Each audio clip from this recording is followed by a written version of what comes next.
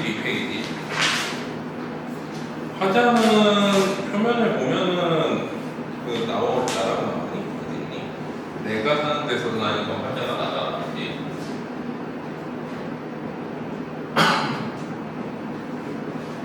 화자 통계 안 나오면 독백체 나와야 되는데 사실 독백체보다는 어떤 이미지를 묘사하고 있지.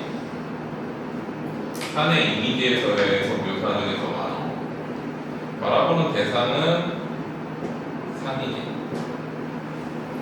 산에 대해서 바라보고 있는데 산을 통해서 사실은 깨달음을 얻는 거지. 산은 산 자체를 바라본다기보다 인간의 삶에 대해서 얘기하는 거잖아. 그래서 저는 깨달음. 주제는 산을 통해 얻는 깨달음인데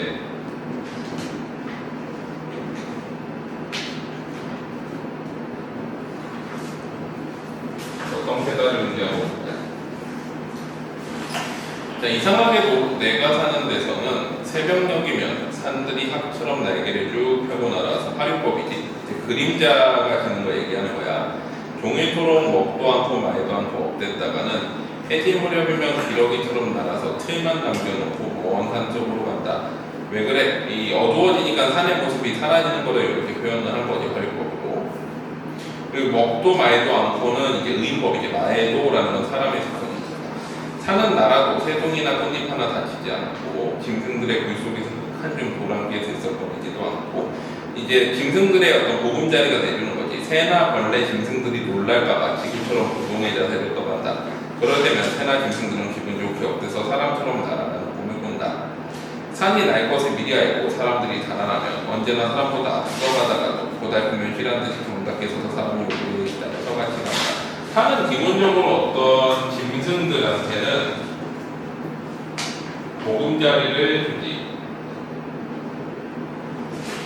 사람한테는 친근감이 있긴 한데 그거와 반대되는 이미지도 있지. 친근감도 있지만 엄한 이미지도 있지. 그래서 거기 보면은 산은 양지바는 쪽에 사람을 묻고 사람이 그것을 돌아가는 곳이지. 또 높은 산 꼭대기에는 신을 매시고 신성한 곳이지. 사는 사람들과 친하고 싶어서 기슭을 끌고 마을에 들어오다가도 사람 사는 꼴이 어수선하면 달팽이처럼 대가리를 줄이고 슬슬 기어서 도로 험한 봉우리로 올라간다. 인간 세상이 더러우면 또 어울리지 않고 또 산은 나무를 기르는 법, 벼랑에 오르지 못하는 법으로 사람을 다스린다. 엄하게 이제 사람을 대하기도 하는 거지. 친근감 있게 대하다가도 사람에 대해서 가르침을 주는 그런 산의 모습이 나타나. 산은 울적하면 의인화 레이지 울적하더라고 했으니까 솟아서 봉우리가 되고 물소리를 들고 싶으면 내려와 깊은 계곡이 된다. 산은 한번 신경기를 되게 내야만 고산, 높은 산도 되고 영산, 이름난 산도 된대. 그러니까 신경기를 되게 낸다는 건 뭐야? 어떤 인간에 대해서 한번 이렇게 혼쭐이 나게끔 하거나 산사태가 일어나던가. 산은 언제나 기슭에 봄이 먼저 오지만 조금 올라가면 이제 여름이 머물고 있어. 한 기슭인데 두 계절을 사이좋게 지니고 산다. 이제 산의 포용력을 얘기하고 있지. 사실은 여기서 산에 대해서 얘기하고 있지만 어떻게 보면 뭐야? 인간 세상에 대해서 얘기하고 있는 거지.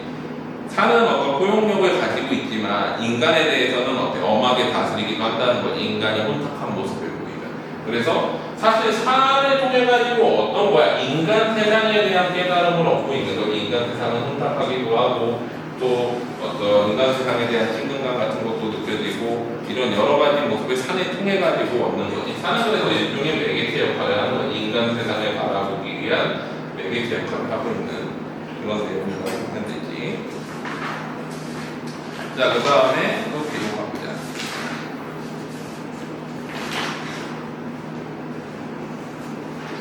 (22페이지) 가을 떡갈나무 숲. 요것도 되게 친환경적인 시인데 가을 떡갈나무 숲이 이제 사람, 동물들의 어떤 보금자리가 되어주는 그런 이미지를 보였어. 화자는 거기 보면은 나가 나오고 청자는 나오지 않으니까 독백체 느낌이 나지.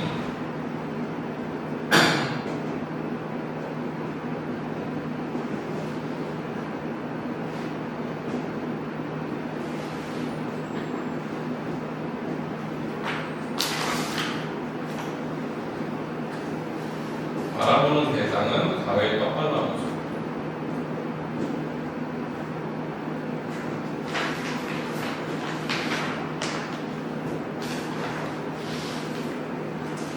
가을 떡갈나무 숲에 대한 정보는 예찬이지. 왜 예찬하고 있는 거야? 가을 떡갈나무 숲이 어떤 포용력, 여러 가지 생명들을 포용하는 이미지를 가지고 예찬을 하고 있는 거지.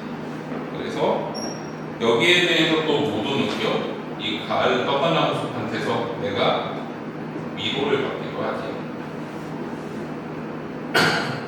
그래서 주제의식은 나에게 위로를 주는 가을 떡갈나무 숲에 대한 예찬이지.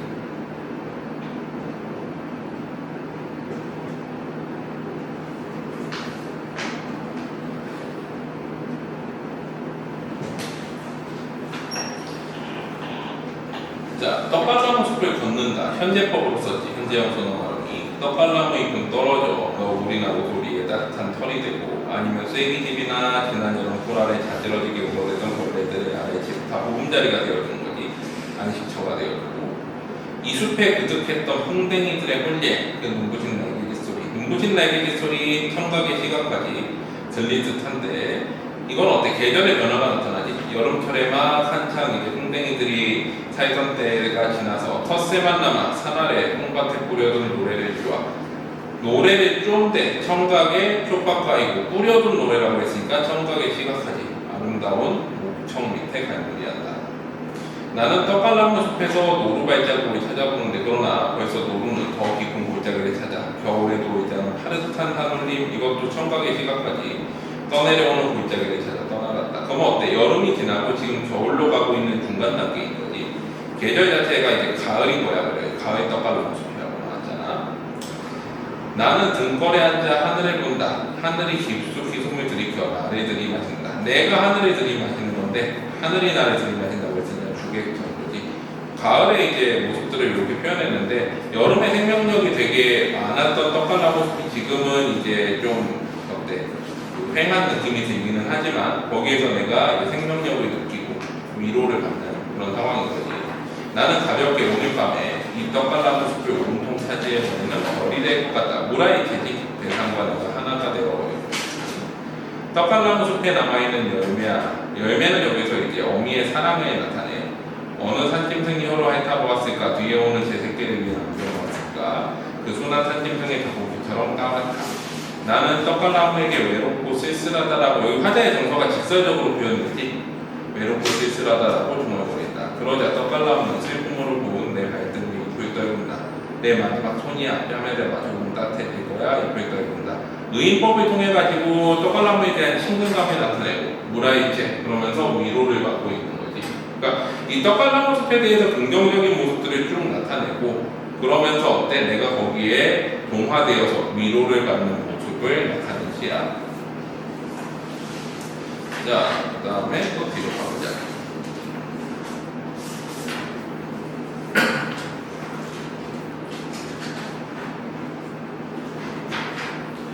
자, 37페이지 장자를 빌려 원통에서 신경님이시지.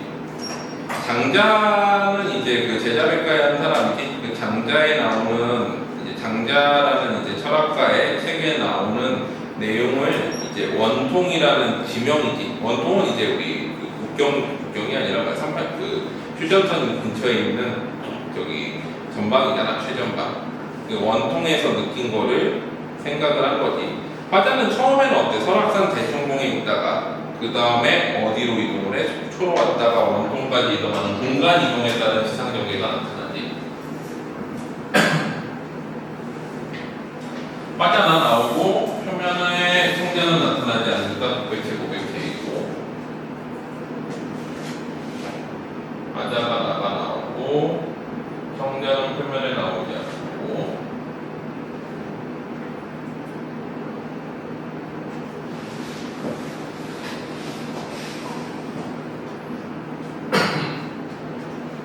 바라보는 대상은 처음에는 이제 대청봉에 올라갔다가 그 다음에 어디로 이동해?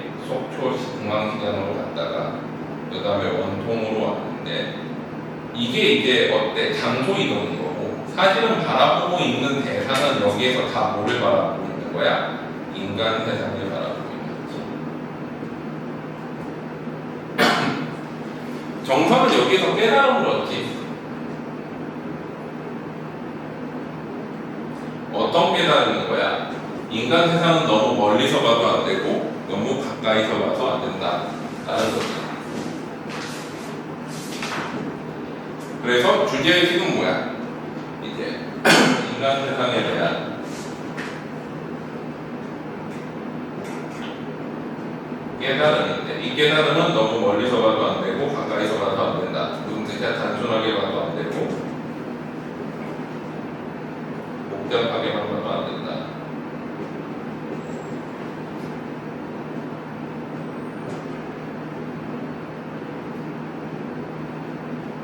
이게 주제의식이죠.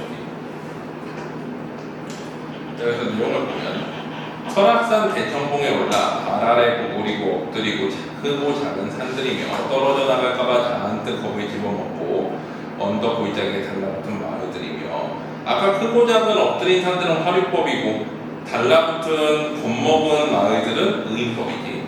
다만 무릎께까지라도 다가오고 싶어 안달이 나서 몸살해하는 바다 화류법이겠지. 이러다 보면서 온통 세상이 다 보이는 거고 또 세상 사이 속속들이 다 알 것도 같다. 높이서 내려다 보면 세상은 다 알 수 있는 것처럼 이해할 수 있는 것처럼 보이는데 그러다 시상 변환이 장소 이동을 해 설악산 대청봉에서 속초로 내려와서 하룻밤을 묵으면서 중앙시장 바닥에 다 늙은 함경도 아주머니들과 노령은 러시아령이지. 이제 전쟁 나면서 함경도 사람들이 어디로 내려왔어? 동해안 속초 쪽으로 쭉 피난왔잖아. 거기서 이제 정착을 한 거지. 노령 노래, 러시아령 노래를 안주해서 소주도 마시고 피난민 신세 타령도 듣고 다음날엔 원통으로 또 와서 태백산을 넘어와서 원통으로 와서 뒷골목에 들어가 지린내 땀내도 맡고 악다구니도 듣고 싸구리 하속에서 마늘장터와 신랑이도 하고 젊은 군인 보고 사랑싸움제 소리에 잠도 설치고 보니 세상은 아무래도 산 위에서 보는 것만 같지 않다 라고 하면서 지금 우리는 혹시 하자 여기 우리라고 나오네. 보면은 독백체 고백체 화자의 내면 위주로 나오기는 하는데 여기서 어떤 느낌이야? 이제 그 우리로 확장을 하고 있지. 자신의 어떤 생각을 다른 사람들한테까지. 혹시 세상을 너무 멀리서 보고 있는 것은 아닐까? 아니면 너무 가까이서 보는 것은 아닐까? 확장을 하지. 가이드한테까지.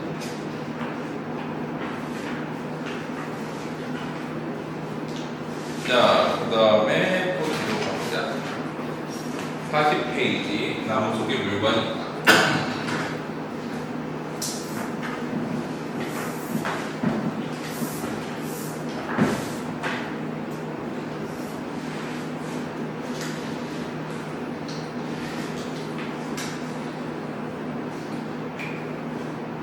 자, 보면은 화자는 표면에 나오지는 않는 것 같아. 우리가 나오긴 하네. 화자가 우리가 나와버리면 화자 통정한 게 되게 애매해지지.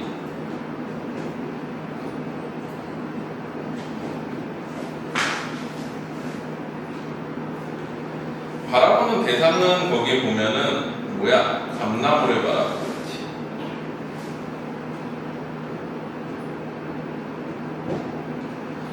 자, 거기에 대해서 정선은 어때?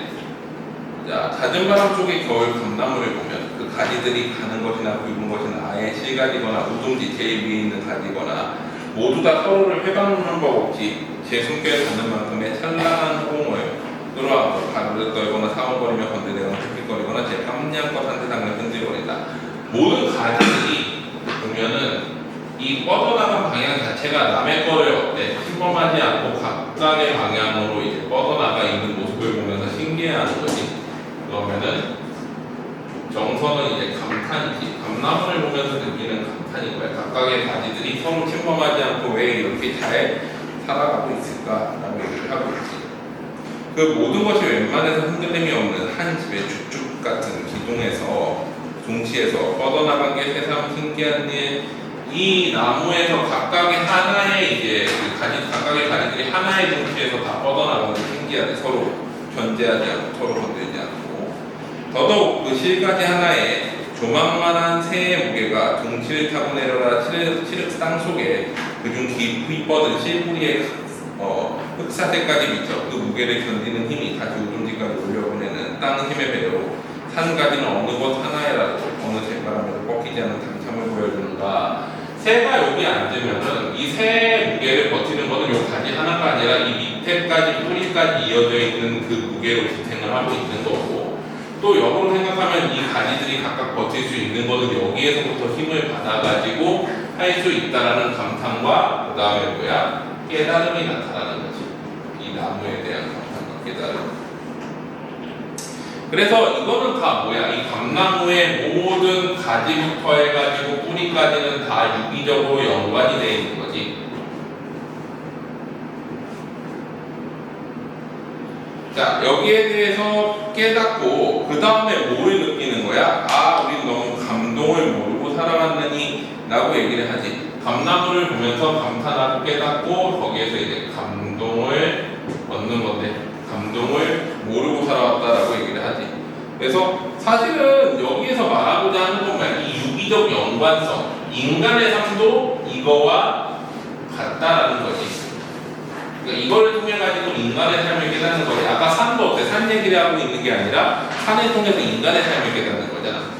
아까 원통에서도 인간 세상에 대한 성찰이고, 그건 직접적으로 인간 세상을 보면서 인간의 성찰하는 거라면, 요거나 산 같은 경우에는 어때? 다른 대상을 통해서 인간 세상을 성찰하고 있는 것인 거야. 그래서 주제는 감나무를 통해 깨닫는 인간 삶에 대한 깨달음이지. 어떤 깨달음인 거야? 모든 일들이 어떤 하나의 그 가지 작은 것들이 그것 자체만으로 힘을 버티는 게 아니라 모든 건 유기적으로 연관되어 있다는 거지. 인간의 삶도. 우리가 뭔가 어떤 사람에 대해서 생각을 할 때도 그 사람 하나만이 아니라 그 사람 주변의 모든 것들과 연관이 되어 있다는 거야. 그래서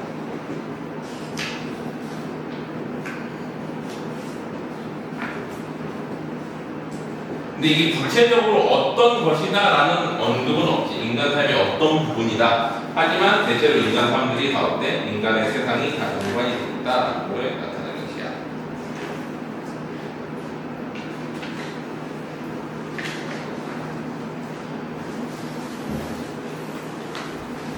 자, 그 다음에 44페이지 제비가. 제비가는 원래 이제 잡가 계열이어가지고 흥부가에서 이제 제비 물러나간다 부분만 어때? 잘라내고 거기다가 나머지 새 나오는 판소리나 여러 노래들의 대목들을 짜집기 해가지고 만든 게 제비가인 거지. 그래서 거기 보면은 잡가라고 돼 있고 경기 12가사 중에 하나라고 돼 있지. 그래가지고 새에 대한 다양한 내용들을 갖다가 넣었는데, 원래 이제 뭐 춘향가, 그 다음에 흥부가, 그 다음에 새타령 이런 내용들을 다 짜집기 해가지고 만든 노래지. 당시에 유행했던 새에 대한 대목들을. 자, 그래가지고 제비가는 흥부가의 대목을 이제 인용한 부분에서 제비가라는 이름이 붙었지만, 사실은 제비에 대한 내용 나오는 건 일부이고 나머지는 다 이제 다른 부분에서 또 가져온 건데, 거기 보면 만척산 중에 늙은 범이 살진 않게를 물어라 놓고 애 어르고 노닌다라고 하는데, 이건 춘향전에서 이제 이몽룡과 춘향이가 이제 그 함께 노니는 부분을 이렇게 표현을 한 거고, 광풍의 낙엽처럼 벽화에 둥둥 떠간다 이 부분도 이제 춘향전의 내용인 거지. 일락서산에 해는 지고 월출동령의 달이 솟네. 해가 떨어지고 월출동령 달이 솟고, 요거는 이제 되게 관습적인 표현이 이렇게 많이 나왔던 부분이야. 다음 주에 춘향전 할 거야. 어차피 요 파트들이 나올 거야. 만리장천에 울고 가는 저기러기, 제비를 후리러 나간다, 제비를 후리러 나간다, 이 부분이 이제 흥부전 부분인 거지. 아까 기러기는 흥부전이랑 상관이 없고, 제비 후리러 나간다, 제비 후리러 나간다, 이 부분은 뭐야? 놀부가 제비를 잡으려고 이제 제비다리 풀어뜨리려고 나가는 거지. 그 부분이 이제 이거지. 보키씨 맺은 그물로 두루 쳐서 메고 나간다. 보키씨가 그물을 만들었다고 그랬잖아. 우리 인간한테 물고기 잡는 거 알려준 게 최초의 임금인 이제 보키지. 그래서 그 그물로 이제 새들을 잡으러 가는 거지. 망탕산으로 나간다. 우여하고 저 제비 어디로 달아나노? 백운을 박차며 흑운을 무릅쓰고, 백운을 박차며 흑운을 무릅쓰고 제비가 이제 날아오르는 모습을 이제 반공중에 높이 떠 이렇게 표현했지. 어이 달아나느냐 내 집으로 헐헐 나오노라 제비를 잡고 싶은 거지 노부가. 양육 버들까지 나무상에 앉은 꾀꼬리 제비만 여겨오린다. 꾀꼬리를 제비라고 생각해가지고 뿌렸다라는 거지 노부가. 여기까지가 이제 흥부정 부분이고, 그 다음에 이제 뭐가 나와? 공산양을 잘 밝은데 슬픈 소리 두견성 적동새 소리, 그 다음에 슬픈 소리 두견이 올 때 월소천심 야삼경, 이제 깊은 밤중에 어느 난군이나 찾아오리 슬픔의 정서가 나타나지. 울림 비족 울창한 숲속에 날아다니는 물새들은 농춘하다, 이제 봄에 서로 이제 지저귀면서 짝을 지어서 쌍거쌍래하는데, 이거 뭐야? 객관적 상관문이지. 화자의 정서와 대비되지. 걔네들은 짝을 이루고 있는데 나는 외로우니까. 말 잘하는 앵무새, 춤 잘하는 학두루미, 운체 좋은 공작, 공기 적다, 공기 쪼르륵. 이거는 이제 새가 우는 모습을 음성 상징으로 표현한 거지. 여기 새들을 쭉 열고 하고 새들이 우는 소리를 표현했지. 소풍 적동 스르라니, 이거 다 이제 새들이 우는 소리들을 표현한 거고. 호반새가 날아든다. 기러기 헐헐 방울새 떨렁, 모든 새들이 다 있는데 제비만 어디로 가고 달아나 버렸느냐, 제비를 잡으려고 하는데 라고 하면서 이제 그 제비 잡으러 나가는 부분에다가 나머지 악들이 붙여가지고 만든 노래지. 그래서 내용적인 부분들은 대체로 이제 제비와 관련된 내용들 가운데 들어가고, 나머지 다양한 새들과 울음에 대한 것들이 나온 그 정도 할 텐데. 자, 그 다음에 뒤로 가보자. 기녀가 47페이지. 가야 돼. 시조만 후딱 7점에서 점수 알려주고 가.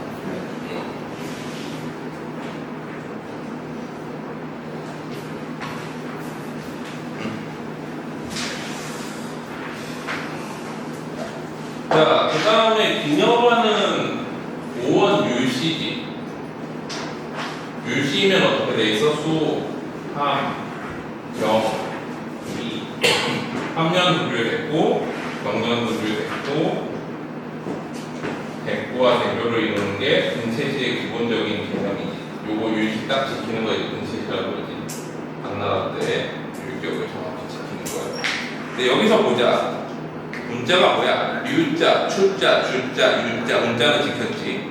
그 다음에 이제 허난사람 같은 경우는 보통은 이제 근체시 율격을 잘 지킨 사람이야. 그래서 아마 지켰을 거야. 봐봐. 옛날 놀던 길가에서 초가집 짓고서 날마다 큰 강물을 바라만 본단다. 자, 기념안이란 내용 자체는 뭐야? 이제 자기 여자 처녀적의 친구들한테 이제 편지를 보낸 건데, 이제 옛날 놀던 길가에서 초가집 짓고 날마다 큰 강물을 바라본단다 하면서 자신의 처지를 이제 얘기를 했지. 한면 보면 거울에 새긴 난새는 혼자서 늙어가고 꽃동산의 나비도 가을 신세란다. 대꾸 딱 이루지. 난새와 나비, 대꾸로 이뤄가지고 자신의 외로운 처지를 이렇게 표현했지. 난새와 나비의 단어. 난새는 공황과 비슷한 새인데 되게 이제 신선을 태우고 다니는 새, 이런 이미지야. 쓸쓸한 모래밭에 기러기 내리고 저녁비에 조각배 홀로 돌아오는데, 기러기와 조각배도 쓸쓸한 이미지를 표현한 배경이지. 그래서 대꾸를 이루고. 근데 함령과 경련은 대꾸와 대비를 이루나?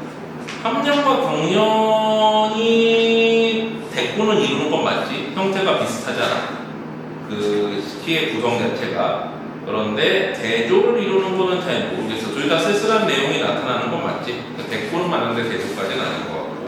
하룻밤에 비단 창문에 닦인 내 신세이니 외부와 단절된 상황이지. 어찌 옛적놀이, 옛날 어릴 적처럼 놀 수 있겠느냐 라고 하면서 어린 시절 친구들을 그리워하는 내용으로 되어 있지.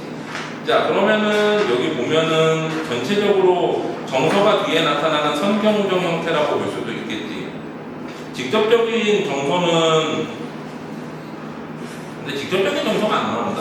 여기 보면은 안 나오지. 성경우정이라고 할 수 없겠다. 이거는 성경 앞에 경치가 뚜렷하게 나오는 것도 아닌 것 같고, 뒤에 정서가 직접적으로 나오진 않네. 보통 이제 그 두보나 이런 사람들 유시에 보면은 이제 성경우정이 나오는데, 이건 성경우정은 아닌 것 같고, 요 체계만 잘 지켜지는 체제인데. 자, 그 다음에 뒤로 가보자. 자, 시조 안모새 등 고기들아. 요거 같은 경우에는 몇 점? 4개? 딱 80이네. 오케이, 알았어. 최근에 요거는 보통은 이제 그 궁녀가 지었을 것이라고 보통 추측하는 사설시조인데 자기가 이제 갇혀 있는 것을 불패 갇혀 있는 고기들에 빗대어 공병상련의 정도이지. 그래서 암못에 든 고기들아 내 와 든다. 너희들 왜 여기 들어와 있느냐? 네 너를 몰아다가 역허 잡히었느냐? 여기 이제 잡아 넣었느냐? 북해 청소 북쪽 바다의 낡은 연못에 어디 두고 이 연못에 와서 들었느냐? 들고도 못 나는 정 너희처럼 갇혀 있어가지고 나가지 못하는 정이 네오네오 다르랴 너와 내가 다르겠느냐 동병상련하고 있는 거지. 그래서 요거는 동병상련의 정도만 잘 알고 있으면 되고 다음으로 자 반면에 소리 같은 경우에는 이제 민요 그러면 부요라는 건 뭐야? 부요는 며느리가 부르는 노래라는 거죠. 노동하면서 부르는 노래. 그래서 고된 노동을 하면서 이제 살아가고 있는데 어머니가 죽었다는 소식을 듣고 슬퍼하는 시집살이의 슬픔을 나타낸 그런 시지. 자 보면 불같이 더운 날에 매같이 험한 밭을 한 골 메고 두 골 메고 세 삼골을 메고 나니 조승법이지. 땅이라 내려보며 먹물로 푸는 듯하고 하늘이라 쳐다보니 별이 총총 많구나. 과장법이지. 오랜 시간 이제 노동을 해서 밤이 된 거야. 행주치마 떨쳐입고 집이라고 돌아온 이 시어머니 하신 말씀. 집이라고 돌아왔다는 건 집에 대한 부정적인 인식이 나타나지. 시어머니 계신 곳이니까.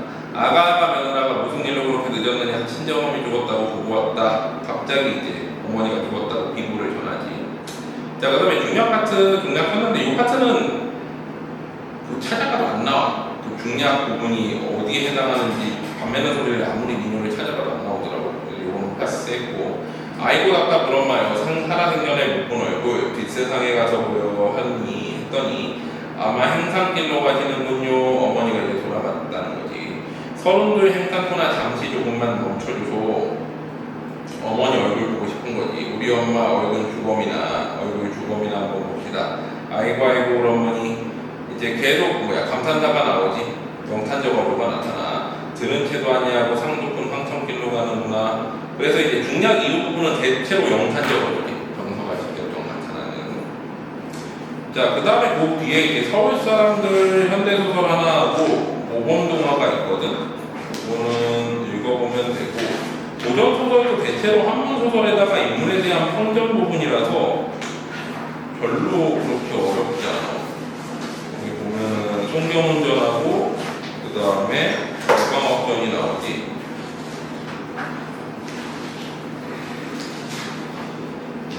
이거는 한번 읽고 풀어봐.